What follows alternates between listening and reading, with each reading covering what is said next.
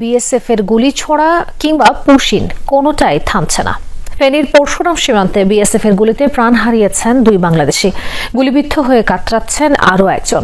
চাঁপাইনবাবগঞ্জের সিংনগর সীমান্তেও এক বাংলাদেশি বিএসএফ এর গুলিতে আহত হয়েছেন। এদিকে শেরপুরের নালিতাবাড়ি সীমান্ত দিয়ে আজ 21 রোহিঙ্গাকে পুশিন করেছে ভারতীয় সীমান্তরক্ষী বাহিনী। সীমান্তে দিন দিন আরো বেপরোয়া হয়ে উঠছে ভারতীয় সীমান্তরক্ষী বাহিনী। একের পর এক চলছে পুশিন আর বাংলাদেশিদের লক্ষ্য করে গুলি ছোড়ার ঘটনা। ফেনীর পরশুরাম সীমান্তে বিএসএফ এর গুলিতে প্রাণ হারিয়েছেন 2 বাংলাদেশি। গুরুতর আহত হয়েছেন একজন। বৃহস্পতিবার মধ্যরাতে বাঁশপদুয়া সীমান্ত এলাকায় এই ঘটনা। ভুক্তভোগী পরিবারের দাবি, মাছ ধরতে সীমান্ত এলাকায় গিয়েছিলেন জাকির হোসেন মিল্লাত, মোহাম্মদ লিটন ও মোহাম্মদ আফসার। বিনা উস্কানিতে তাদের গুলি করা হয়েছে। 11:30টার দিকে মাছ চাইতে গেছিল আর তারা 4 জনে গেছিল। 4 জন যাইতে যাইতে ধরেন না বর্ডারের কাছাকাছি গেছে।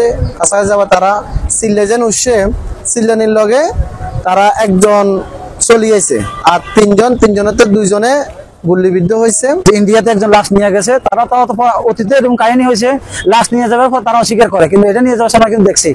বিজিবি জানায় রাত 12:30টায় তাদের লক্ষ্য করে গুলি ছোড়ে বিএসএফ এর সদস্যরা। গুলিবিদ্ধ হন 3 জনই। মিল্লাত ও আফসারকে স্থানীয়রা উদ্ধার করে হাসপাতালে নেয়ার পথে প্রাণ হারায় মিল্লাত। অন্যদিকে গুলিবিদ্ধ লিটনকে সীমান্ত এলাকা থেকে নিয়ে যায় বিএসএফ। দেশটির একটি হাসপাতালে নেয়ার পথে মৃত্যু হয় তার। লিটনের মরদেহ ফিরিয়ে আনার চেষ্টা চলছে।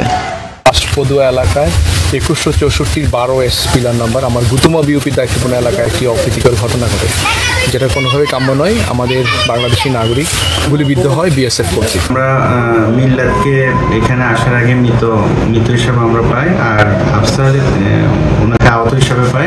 চাঁপাইনবাবগঞ্জের সিংনগর সীমান্তে বিএসএফ এর গুলিতে আহত হয়েছেন পণ্ডিতপাড়া গ্রামের মোহাম্মদ সেলিম। বৃহস্পতিবার ভোরে কয়েকজন সীমান্ত এলাকায় গেলে তাদের লক্ষ্য করে গুলি চালায় দৌলতপুর বিএসএফ ক্যাম্পের সদস্যরা। গুলিবিদ্ধ সেলিমকে উদ্ধার করে হাসপাতালে ভর্তি করে স্থানীয়রা। গুলির সাথে সমানে চলছে পুশিন। শেরপুরের নালিতাবাড়ি সীমান্ত দিয়ে 21 রোহিঙ্গাকে পুশিন করেছে বিএসএফ। গভীর রাতে নাকোগাঁও এলাকা দিয়ে তাদের বাংলাদেশ ভূখণ্ডে ঠেলে দেয় ভারতীয় সীমান্তরক্ষী বাহিনী। পরে 21 রোহিঙ্গাকে আটক করে বিজিবি টহল দল।